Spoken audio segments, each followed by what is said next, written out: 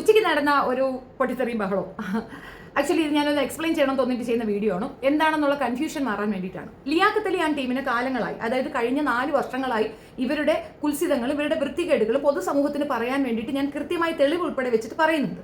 എൻ്റെ ഭാഗത്തെ നോക്കാറില്ല. ഇവൻ്റെ കുറേ കമൻറ്റോളികൾ വന്ന് പറയുന്ന കണക്ക് എനിക്ക് റീച്ച് കിട്ടുമെന്ന് ഭയന്നിട്ടാണത്രേ എൻ്റെ ഭാഗം എടുക്കാത്തത്. എൻ്റെത് 190K എബോവ്, അതിന് എബോവ് കെ വ്യൂ ഉള്ള അല്ലെങ്കിൽ സബ്സ്ക്രൈബർ ഉള്ള ഒരു ചാനലാണ്. ആളുടെ ചാനൽ 140 150 കണ്ടേ ഉള്ളൂ.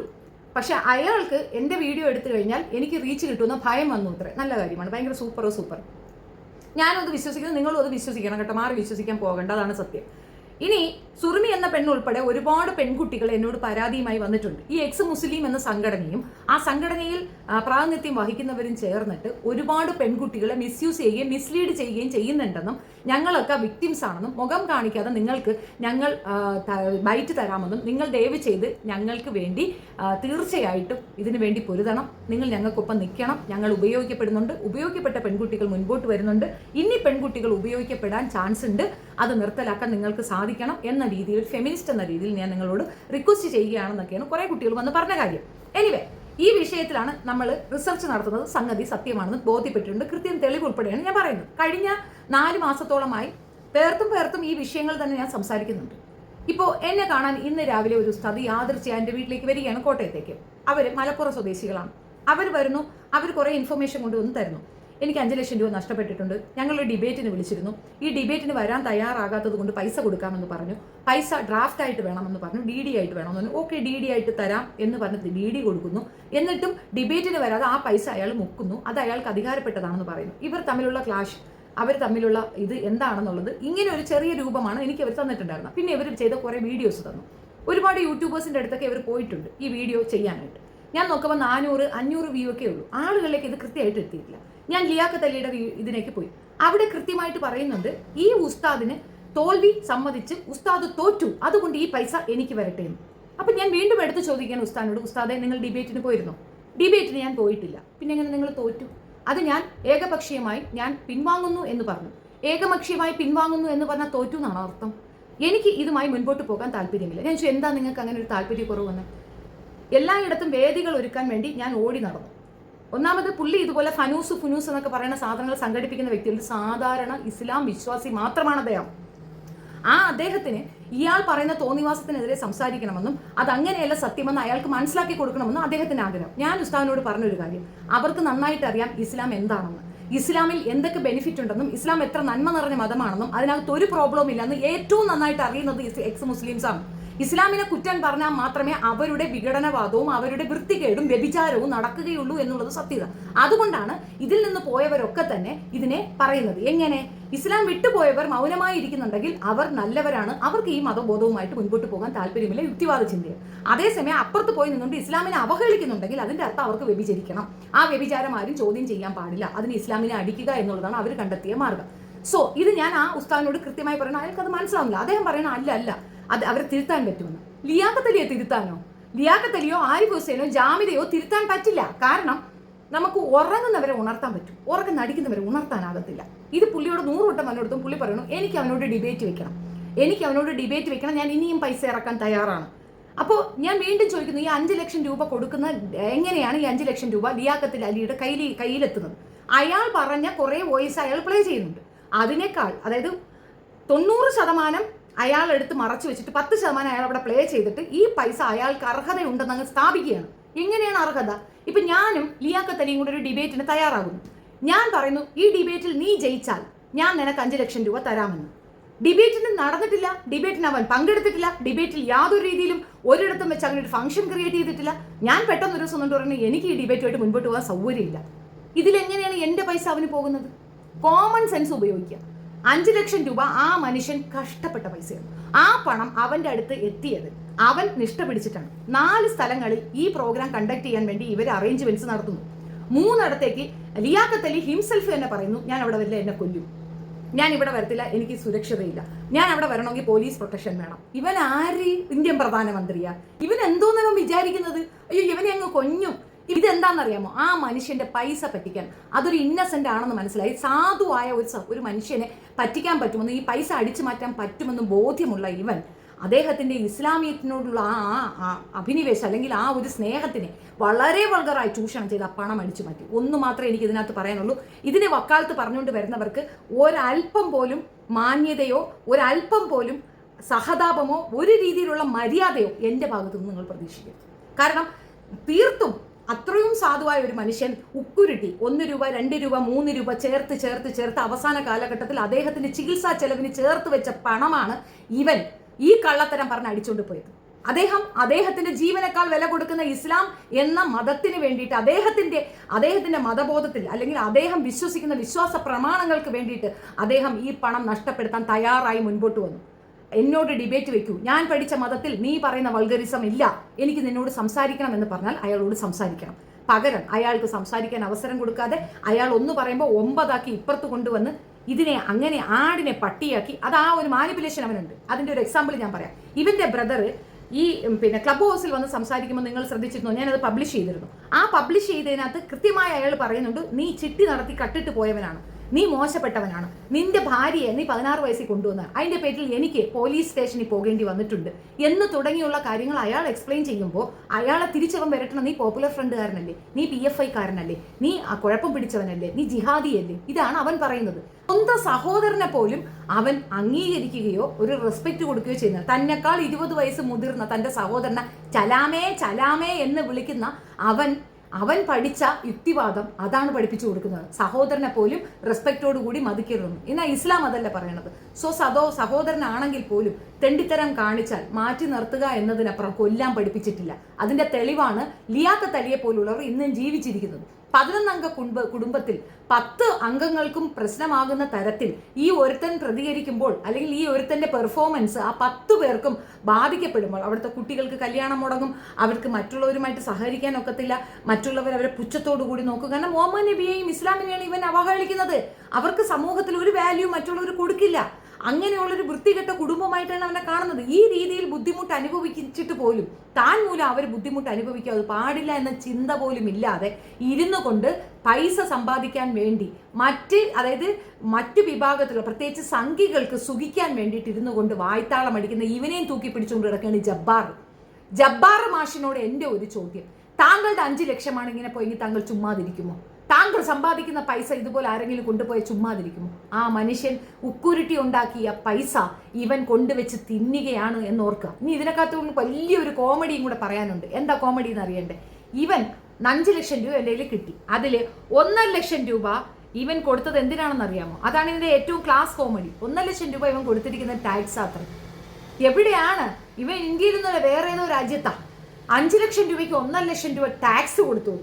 നിന്റെ മൊത്ത തുകയ്ക്ക് നീ ടാക്സ് കൊടുത്തതിന് ആയിരിക്കും അത് പറയണല്ലോ. 5 ലക്ഷം രൂപയ്ക്ക് 1.5 ലക്ഷം രൂപ ടാക്സ് വെട്ടിക്കുന്ന ആദ്യത്തെ നാട് നമ്മുടെ നാടായിരിക്കും. എനിക്ക് മനസ്സിലാവുന്നില്ല.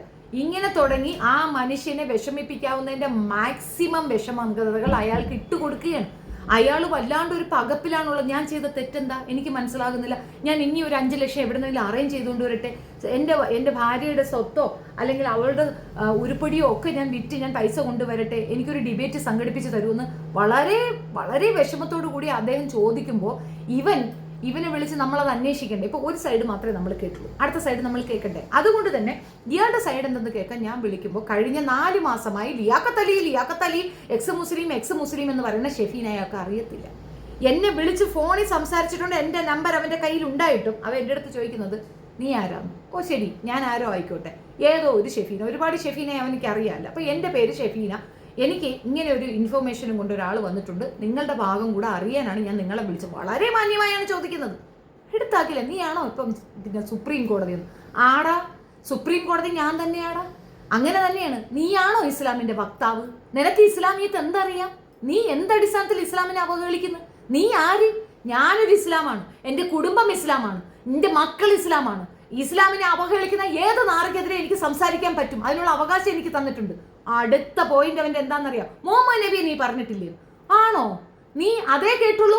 മുഹമ്മദ് നബിയെ പറ്റി ഞാൻ അങ്ങനെ ഒരു പരാമർശം നടത്തിയത് എക്സ് മുസ്ലിം എന്ന് പറയുന്ന വൃത്തികെട്ട കൂട്ടരുടെ വാക്കുകൾ കേട്ട് വിശ്വസിച്ചിട്ടാണെന്നും അതിൽ എനിക്ക് തെറ്റുപറ്റിയെന്നും ഞാൻ പഠിച്ചത് തെറ്റിയെന്നും എൻ്റെ ഉമ്മ ഉൾപ്പെടെ ഉള്ളവർ എനിക്ക് പഠിപ്പിച്ചു തന്നപ്പോൾ ഞാൻ തിരിച്ചറിഞ്ഞുവെന്നും ഞാൻ ഈ പറഞ്ഞതിൽ എനിക്ക് തെറ്റ് പറ്റിയത്, എനിക്ക് പിഴവ് പറ്റിയിട്ടുണ്ട്, എനിക്ക് പൊരുത്തം തരണമെന്ന് ഞാൻ 1 അല്ല 9 പ്രാവശ്യം പറഞ്ഞത് ഇവൻ കേട്ടിട്ടില്ല. അതല്ല വിഷയം. ഈ വിഷയം ഞാൻ ജെനുവിനായി ഹാൻഡിൽ ചെയ്യും, കൃത്യമായ കൈകളിൽ എത്തിക്കും എന്ന് മനസ്സിലായ ലിയാഖത്ത് അലി എന്നെ ആ കാര്യം പറഞ്ഞ് നശിപ്പിക്കാൻ നോക്കുകയാണ്. അപ്പൊ തിരിച്ച് മറുപടി കൊടുക്കത്തില്ലേ? ആ ഒരു വിഷയം എൻ്റെ നെഞ്ചിലേക്ക് കത്തി കുത്തി ഇറക്കുന്ന വേദനയിലാണ് ഞാനത് പറഞ്ഞിട്ടുള്ളത്. അതിനേക്കാൾ വേദനയിലാണ് അത് ഇന്നും എവിടെയെങ്കിലും കേൾക്കുമ്പോൾ എനിക്ക് തോന്നുന്നത്. അതെനിക്ക് കേൾക്കണ്ട, എൻ്റെ നാക്ക് പിടിച്ച് കണ്ടിച്ചു കളയാൻ എനിക്ക് തോന്നാറുണ്ട് ചിലപ്പോൾ. എന്തിന് ഞാനത് പറഞ്ഞു എന്ന്. ആ സാധനം വീണ്ടും എടുത്തിടുന്നത് എന്തിനാണെന്ന് അറിയാമോ? വീണ്ടും സമൂഹത്തിൽ ഇല്ലാത്ത സ്പർദ്ധത ഉണ്ടാക്കാനും എന്നെ ആക്രമിക്കുമെന്നുള്ള പ്രതീക്ഷയും കൊണ്ടാണ്. എന്നെ അവർ ആക്രമിക്കില്ല എന്നുള്ളതിന്റെ തെളിവാണ് 4 വർഷത്തെ എൻ്റെ മൗനം. 4 വർഷം എടുത്തു ഞാൻ റിക്കവറായി തിരിച്ച് ലൈഫിലേക്ക് വരാൻ. അങ്ങനെ വന്ന എനിക്ക് എൻ്റെ പ്രതികാരമാണ് ഞാൻ ഈ ചെയ്യുന്നത്. കാരണം ഞാൻ എന്ന വ്യക്തി എത്രയോ വായനകളിൽ കൂടെ ഒരു വിഷയം അനലൈസ് ചെയ്യാതെ ഒരു കാര്യത്തിൽ ഇറങ്ങാത്ത ഞാൻ പോലും ഇതേപോലെ ബ്രെയിൻ വാഷ് ചെയ്യപ്പെട്ടിട്ടുണ്ടെങ്കിൽ സാധാരണക്കാരിയായ പെൺകുട്ടികളും ആണുങ്ങളും ഒക്കെ തന്നെ ഈ ബ്രെയിൻ വാഷിൽ പോയി ചാടാൻ സാധ്യത ഉള്ളത് കൊണ്ട് ഞാൻ ഇതിനെതിരെ സംസാരിക്കുമെന്നുള്ള ഉറച്ച ഇതിലാണ് ഞാൻ നിൽക്കുന്നത്. ആ നിൽപ്പ് നിങ്ങൾ ഇനി എന്ത് കുതന്ത്രം അപ്പുറത്ത് കാണിച്ചാലും ഭരിക്കില്ല എന്നുള്ളതാണ്. പിന്നെ ഞാൻ തെറി വിളിക്കുന്നത്, എടാ നിന്നെയൊക്കെ പോലെ തേർഡ് റേറ്റ് ക്രിമിനൽസിനെ തെറിയല്ല വിളിക്കുന്നത്, അടിച്ച് പൊട്ടിക്കുകയാണ് വേണ്ടത്. നിന്നെയൊക്കെ പെണ്ണുങ്ങളാണ് കൈകാര്യം ചെയ്യേണ്ടത്. ഞാൻ ഇപ്പോഴും പറയുന്നു, ഇസ്ലാമിലെ പെണ്ണുങ്ങൾക്കാണ്. നിങ്ങൾക്കുള്ള സംശയ നിവാരണത്തിന് നിങ്ങൾക്ക് എന്നെ കോൺടാക്ട് ചെയ്യണം. I will help you, I will explain. നിങ്ങൾക്ക് ഏത് സ്വാതന്ത്ര്യമാണ് നിഷേധിക്കപ്പെടുന്നത്? നിങ്ങൾക്ക് എന്താണ് പ്രോബ്ലം? നിങ്ങൾ പറയൂ. നിങ്ങളുടെ പ്രോബ്ലം ഓപ്പണായി പറയൂ, അതിനുള്ള സൊല്യൂഷൻ ഞാൻ പറഞ്ഞു തരാം. അല്ലാതെ മതത്തിനെ പറയാതിരിക്കൂ. ആ മതത്തിൽ സ്ത്രീകൾക്കാണ് പരിഗണന, സ്ത്രീകൾക്കാണ് മുൻഗണന. അത് മനസ്സിലാക്കാൻ സമയമെടുത്തു എന്നുള്ളത് വാസ്തവം. അതിന് മുമ്പ് പറഞ്ഞ സ്റ്റേറ്റ്മെന്റ് തെറ്റായി പോയെങ്കിൽ അതിന് മാപ്പ് പറഞ്ഞിട്ടുണ്ട്. പിന്നെ അത് എടുത്തു വെച്ച് കൊണ്ടുവരുന്ന എന്തിനാണ്? അപ്പോൾ ഇപ്പൊ ചോദിച്ച കാര്യം ഇസ്ലാമികപരമായിട്ടല്ല. പക്ഷെ ഇപ്പം ഞാൻ പറയുന്നു, ലിയാഖത്ത് അലിക്കെന്നല്ല, ജാമിദയ്ക്കെന്നല്ല, ആരിഫ് ഹുസൈൻ എന്നല്ല, ജബ്ബാർ മാഷിന് പോലും ഷെഫീനയോട് സംവദിക്കാം. ഷെഫീന തയ്യാറാണ്. ഏത് വിഷയത്തിലാണ്? തഫ്സീറോ ഖുറാനോ ഹദീസോ എന്താന്ന് വെച്ചാൽ എടുത്തോണ്ട് പോവാം. ഒരൊറ്റ ആഴ്ചത്തെ സമയം, 7 days മാത്രമേ എനിക്ക് വേണ്ടുള്ളൂ. ആ സംഗതി എന്താണെന്ന് മനസ്സിലാക്കാൻ ഞാൻ അതിന് മറുപടി തന്നിരിക്കും. നിങ്ങൾക്ക് കൺവിൻസിങ് ആവുന്ന മറുപടി, സാധാരണക്കാരന് മനസ്സിലാകുന്ന ഭാഷയിൽ ഞാൻ പറഞ്ഞു തരാം. അല്ലാതെ നോണ പറഞ്ഞ് പ്രചരിപ്പിക്കരുത്. നോണ പറഞ്ഞാൽ അങ്ങനെ ഒരു അനുഭവം ഇല്ലാത്ത എനിക്ക് തിരിച്ചു പറയേണ്ടി വരും, തീർച്ചയായിട്ടും പറയേണ്ടി വരും. ഒരുപാട് സ്റ്റേറ്റ്മെന്റുകൾ എൻ്റെ സഹോദരങ്ങൾക്കെതിരെ ഞാൻ പറഞ്ഞിട്ടുണ്ട്. അത് എന്തുകൊണ്ടാണെന്നാൽ നിങ്ങളുടെ ബ്രെയിൻ വാഷിൽ വീണിട്ടാണ്. നിങ്ങൾ ഒരു സോഷ്യൽ ഈവിളാണ്, അതിനെതിരെയാണ് സംസാരിക്കുന്നത്. ഈ വിഷയത്തിൽ ഈ പറയുന്ന ഇസ്ലാമിയത്തോ ഇസ്ലാമിക ഡിബേറ്റോ ഒന്നും വന്നിട്ടില്ല. പ്രശ്നം ഒരു വ്യക്തി അയാളുടെ 5 ലക്ഷം രൂപ നഷ്ടപ്പെട്ട കാര്യമെന്ന് പറയുന്നു. പല യൂട്യൂബേഴ്സിന്റെ അടുത്തും പോയിട്ടും അവർക്ക് നീതി കിട്ടിയിട്ടില്ല. നീതി മീൻസ് അത് വ്യൂ കിട്ടിയിട്ടില്ല, അത് ആരും ചർച്ചയ്ക്ക് വെക്കുന്നില്ല. പകരം ലിയാഖത്ത് അലി ഇരുന്നു കൊണ്ട് പറയുന്നു എനിക്ക് കിട്ടേണ്ട പൈസ എനിക്ക് കിട്ടിയെന്ന്. എന്ന് വെച്ചാൽ ഇവന്റെ ഉമ്മായ അയാൾക്ക് ഉപയോഗിക്കാൻ കൊടുത്തു. ആ ഉപയോഗം കഴിഞ്ഞ് അതിന്റെ തുകയായി ഇയാൾ 5 ലക്ഷം രൂപ അവന് കൊടുത്തു എന്നാണ് അവൻ പറയുന്നത്. ഉമ്മയോ ഭാര്യയോ മകളോ ആരെയൊക്കെ ഉപയോഗിക്കാൻ കൊടുത്തു. ആ ഉപയോഗത്തിനുള്ള പൈസയാണോ ഇവന്റെ കയ്യിലിരിക്കുന്നത്? എനിക്ക് മനസ്സിലാകുന്നില്ല. ഒരു വ്യക്തി സമ്പാദിച്ച പണം എന്തടിസ്ഥാനത്തിൽ അവന് കൊടുക്കണം? ഇയാളും അവനും ബിസിനസ് പാർട്ട്ണറാണോ? അയൽവക്കക്കാരനാണോ? ഇവന്റെ എന്തെങ്കിലും സ്വത്ത് അയാൾ വാങ്ങിയിട്ടുണ്ടോ? ഒന്നുമില്ലാതെ ഒരു മനുഷ്യൻ 5 ലക്ഷം രൂപ എങ്ങനെ ഇയാൾക്ക് കൊടുത്തു? എന്തിനു കൊടുത്തു? അയാൾ പറയുന്നു പൈസ പോയെങ്കിൽ പോട്ടെ, ഡിബേറ്റിന് വരാൻ പറയൂന്ന്. സാമാന്യ ബോധമുള്ളവൻ, അല്പം സഹാനുഭൂതി ഉള്ളവൻ ആ ഡിബേറ്റിന് പോകണ്ടേ? അപ്പം ഇവന് ഡിബേറ്റിന് പോകാൻ വയ്യ. എന്തുകൊണ്ട് വയ്യ? UA ടീം ചോദിച്ചിരുന്നു നിനക്ക് വരാൻ പറ്റുമോ, നിനക്ക് വരാൻ പറ്റുമോ, ഞങ്ങളോട് സംവാദത്തിന് വരാൻ പറ്റുമോ? ഓൺലൈനിൽ എനിക്ക് സംവദിക്കാൻ ഒക്കത്തില്ല. ഇദ്ദേഹവും വിളിച്ചിരുന്നു, ഇന്ന സ്ഥലത്ത് ഞാൻ ഓഡിറ്റോറിയം ബുക്ക് ചെയ്യാൻ, നിനക്ക് വരാൻ പറ്റും? നോ, അവിടെ എനിക്ക് വരാൻ പറ്റത്തില്ല, എനിക്ക് ത്രെട്ട് ഉണ്ട്. എന്നാൽ നീ മറ്റൊരിടത്ത്, അവിടെ എനിക്ക് വരാൻ പറ്റത്തില്ല, എനിക്ക് പ്രശ്നമുണ്ട്, എന്നെ പോലീസ് പ്രൊട്ടക്ഷൻ വേണം. നീ കളക്ടറാടാ, നീ ആരെന്നാ വിചാരം? ഇവൻ ഡീസന്റ് ആയിരുന്നു സംസാരിക്കുന്നുണ്ട്. പലരും പറയുന്ന ഒരു കാര്യം അവൻ ജെന്യൂൻ ആണെന്ന്. ഒരിക്കലുമല്ല. ഒരു കാര്യം നിങ്ങൾ മനസ്സിലാക്കിക്കൊള്ളുക, സൊസൈറ്റിയിൽ നല്ല പേരുണ്ട് എന്ന് പറഞ്ഞുകൊണ്ട് നിൽക്കുന്ന പല നാറികളുടെയും ഉള്ളിൽ ഇതുപോലുള്ള വിഷവിത്തുകളാണ് എന്നുള്ളത് മനസ്സിലാക്കുക. അവന്റെ കുടുംബം ഭയന്നു എന്ന് പറഞ്ഞ എന്താണെന്നറിയാമോ? ഇവന്റെ ക്രിമിനലിസം ഏറ്റവും വ്യക്തമായി മനസ്സിലായത് ആ കുടുംബത്തിനാണ്. അതുകൊണ്ടാണ് ആ കുടുംബം എന്ന് പറഞ്ഞാൽ ഞങ്ങളെ വലിച്ചിടല്ലേ എന്ന്. കാരണം അവരെ PFIക്കാരാക്കും, പോപ്പുലർ ഫ്രണ്ടുകാരാക്കും, അവരെ നിരോധിത സംഘടന സിമിയാക്കും. അത്തരത്തിൽ അവർക്ക് വീണ്ടും പ്രശ്നങ്ങൾ ഉണ്ടാക്കി കൊടുക്കും. ഇവന് ഈ സംഘികളുമായി കൂട്ടുകെട്ടുള്ളത് കൊണ്ട് NIA വിട്ട് അവരുടെ കുടുംബത്തിന് ഡിസ്റ്റർബൻസ് നടത്തും. ഈ ഡിസ്റ്റർബൻസിൽ ഓൾറെഡി തകർന്നു നിൽക്കുന്ന അവർക്കൊക്കെ സൂയിസൈഡ് ചെയ്യേണ്ടി വരും എന്നുള്ളത് കൊണ്ടാണ് അവരെന്നെ റിക്വസ്റ്റ് ചെയ്തതും അടങ്ങാൻ പറഞ്ഞതും. ഞാൻ അതിനകത്ത് തയ്യാറാകാതെ നിൽക്കുന്ന എന്തെന്ന് പറഞ്ഞു കഴിഞ്ഞാൽ, അങ്ങനെ വന്നാലും വരട്ടെ എന്ന് പറഞ്ഞുകൊണ്ട് ധൈര്യസമേതം ഇങ്ങനെ ഇസ്ലാമിനെ അവഹേളിക്കുന്ന ഇവനിക്കെതിരെ നിങ്ങൾക്ക് പറയാനുള്ളത് പറയുകയും തെളിവുകൾ തരികയും വേണമെന്നാണ് എനിക്ക് പറയാനുള്ളത്. അതുകൊണ്ടാണ് ഞാൻ അവരെ അനുസരിക്കാത്തത്. അവർ അർഹിക്കുന്ന മരണമാണത്. അവർ സൂയിസൈഡ് ചെയ്യണമെന്നുള്ളതാണ് സത്യം പറഞ്ഞാൽ എൻ്റെ ആഗ്രഹം. എൻ്റെ കാരണം എന്താണെന്ന് അറിയാമോ? അവരെ കൊണ്ട് തിരുത്താൻ പറ്റാത്ത ഒരുത്തനെ വെച്ച് മൊത്ത കമ്മ്യൂണിറ്റി അപമാനിക്കുന്ന ഈ വൃത്തികെട്ട രീതി നിർത്തലാക്കാൻ അവരെ കൊണ്ട് പറ്റില്ലെങ്കിൽ സ്വയം മരിക്കുന്നതല്ലേ നല്ലത്. അനുദിനം ഓരോരുത്തരെ അവൻ നശിപ്പിച്ചു കൊണ്ടിരിക്കുകയാണ്. അങ്ങനെ എത്രയോ പെൺകുട്ടികൾ സ്വന്തം ജീവിതം നഷ്ടപ്പെട്ട് നിൽക്കുന്നുണ്ട്. അതിനെതിരെ നിങ്ങൾക്ക് പെരുമാറാൻ പറ്റുന്നില്ലെങ്കിൽ നിങ്ങളുടെ നിഷ്ക്രിയത്തരം കൊണ്ട് നിങ്ങൾ ജീവിക്കുന്ന എന്തിനാണ്? നിങ്ങൾക്ക് 2 ഓപ്ഷനാണ്. ഒന്ന് എവിടെയെങ്കിലും പോയി ചത്ത് കളയുക, അല്ല വെച്ചാൽ നിങ്ങൾ മതം വിട്ട് അവൻ്റെ ഒപ്പം ചേർന്നിരുന്നുകൊണ്ട് നിങ്ങൾ കൗമിനെ തെറി വിളിക്കുക, ഒരു കുഴപ്പവുമില്ല. പക്ഷേ ഇത് രണ്ടിൽ നിന്നും 2 വളർത്തി കാല് ചവിട്ടി നിന്ന നടുക്കടൽ ആശ്രയം എന്ന് കേട്ടിട്ടില്ലേ? അത് തന്നെയാണ് എനിക്ക് ഈ വിഷയത്തിൽ പറയാനുള്ളത്. ഇപ്പം നിങ്ങൾക്ക് ഏകദേശം കാര്യം പിടിയിട്ടെന്ന് വിചാരിക്കുന്നു. കൃത്യമായ ആള് ഉൾപ്പെടെ, എവിഡൻസ് ഉൾപ്പെടെ, തെളിവ് ഉൾപ്പെടെയാണ് ഞാൻ പറഞ്ഞിട്ടുള്ളത്. ഇതിൻ്റെ എവിഡൻസുകളും ഇവൻ പറഞ്ഞ കള്ളത്തരങ്ങളും കൃത്യമായി വിശകലനം ചെയ്ത് ഓരോരോ വേർഡ് ബൈ വേർഡ് അവൻ എങ്ങനെ അപ്ലോഡ് ചെയ്തോ അതേ സെയിം തിങ് അപ്ലോഡ് ചെയ്ത സംഗതി അവരോട് റിക്വസ്റ്റ് ചെയ്ത് ആ വീഡിയോസ് എടുത്ത് ഞാൻ ഇവിടെ ഷെയർ ചെയ്യുന്നതായിരിക്കും. നിങ്ങൾ കണ്ടു നോക്കും, നിങ്ങൾക്ക് അപ്പോൾ പൂർണ്ണമായി മനസ്സിലാകും. ഇവൻ അവിടെ ഇരുന്നു കൊണ്ട് ഒരു ഉസ്താദിനെ പണ്ടത്തരം പറ്റി, ഒരു ഉസ്താദ് ഡിബേറ്റിന് വിളിച്ചിട്ട് ഞാൻ അയാളുടെ കയ്യിൽ നിന്ന് പൈസ വാങ്ങിച്ചെടുത്ത് ഞാൻ ജയിച്ചു എന്ന് പറയാൻ. എടാ, പരീക്ഷ പോലും എഴുതാതെ എക്സാം എങ്ങനെയാടാ നീ പാസ്സാവുന്നത്? നീ നിന്റെ ഭാര്യയുമായി ബന്ധപ്പെട്ട് നിനക്ക് കുട്ടിയുണ്ടായി, നിന്റെ ഭാര്യ പെറ്റാൽ ആ കൊച്ച് നിന്റേതാണെന്ന് പറയുന്നത് പോലെയാണ് ഈ പണം. വല്ലവന്റെയും പണം നീ എടുത്തു വെച്ചിട്ട് നിന്റെ പണമാണെന്ന് പറയാൻ നിനക്ക് നാണമില്ലേ? ഉളുപ്പില്ലേ? ഇത്തരം ഉളുപ്പില്ലായ്മയാണോ എക്സ് മുസ്ലിം? ഈ ഉളുപ്പില്ലായ്മയാണോ യുക്തിവാദം? മിസ്റ്റർ ജബ്ബാർ, നിങ്ങൾ പറയൂ, നിങ്ങൾക്ക് നാണമില്ലേ ഈ കള്ളനെ ചുമന്നുകൊണ്ട് നടക്കാൻ? ഇവൻ കാട്ടുകള്ളനാണ്. ഒരു പാവപ്പെട്ട മനുഷ്യന്റെ 5 ലക്ഷം രൂപ അടിച്ചു മാറ്റിയ ഈ വൃത്തികെട്ടവനെയാണോ നിങ്ങൾ പറയുന്നത് യുക്തിവാദമെന്ന്? നിങ്ങൾക്ക് നാണമില്ലേ മനുഷ്യ ഇവനെ ചുമന്നുകൊണ്ട് നടക്കാൻ? ഇവനാണോ ഭീകരൻ? ഇസ്ലാമിയരാണോ ഭീകരൻ? ഇവനാണോ തീവ്രവാദി? ഇസ്ലാമിയരാണോ തീവ്രവാദി? ഇവനാണോ നേരെ നെറിയില്ലാത്തവൻ? ഇസ്ലാമിയരാണോ നേരെ നെറിയില്ലാത്തവൻ? ചിന്തിക്കുന്നവനിക്ക് ദൃഷ്ടാന്തമുണ്ട്. താൻ പഠിച്ചവനല്ലേടോ? തനിക്ക് മനസ്സിലാവുന്നില്ലേടോ? ഈ നാറിയെ ചുമന്നവൻ നാറും എന്നുള്ളത് തനിക്ക് മനസ്സിലാവുന്നില്ലേ? ശക്തമായ ഭാഷയിൽ സംസാരിച്ചാൽ മാത്രം ഒരുത്തൻ മോശപ്പെട്ടവനാണ് എന്ന് കരുതി നിങ്ങൾ മാറ്റി നിർത്തിയിരിക്കുന്ന ആരിഫ് ഹുസൈന് പോലും പിന്നെ ഒരു മാനേഴ്സ് ഉണ്ടെന്ന് ഞാൻ പറയും. ഇവൻ അതില്ല എന്ന് മനസ്സിലാക്കിക്കൊള്ളുക. ഫോണിൽ സംസാരിക്കുമ്പോൾ വളരെ കൃത്യമായി ഞാൻ ചോദിക്കുന്നു, 2 വശം എനിക്ക് കേൾക്കണം. താങ്കളുടെ അഭിപ്രായം പറയൂ. നിന്നെ എനിക്ക് അറിയ പോലുമില്ല. നീ ആരാ? സുപ്രീം കോടതി ജഡ്ജി വെച്ചിട്ട് പോടിയെന്ന്. അത് നിന്റെ ഉമ്മ ഇല്ലേ? ആ പറട്ട തള്ളയോട് പോയി പറഞ്ഞാൽ മതി. എന്നെ എടി പോടി എന്ന് വിളിക്കാൻ നിനക്ക് എൻ്റെ മോൻ പെർമിഷൻ തന്നിട്ടില്ല, ഞാൻ പെർമിഷൻ തന്നിട്ടില്ല. നീ നിന്റെ ഉമ്മയെ വിളിക്കുന്നത് എന്നെ വിളിക്കേണ്ട കാര്യമില്ല. അത് ഞാൻ തുറന്ന് തന്നെ പറയും. പോക്കൃത്തരം ഇനി ആവർത്തിച്ചാൽ അതിനേക്കാൾ മറുപടി ഉണ്ടാവും. നീ ഇനി ഓടിച്ചെല്ലി കേസ് കൊടുക്കാനായിട്ട്. അവിടെയുണ്ട്. നീയാണ് എന്നെ വിളിച്ചിട്ടുള്ളത്. ഞാൻ വിളിച്ചപ്പോൾ നീ ഫോൺ എടുത്തിട്ടില്ല.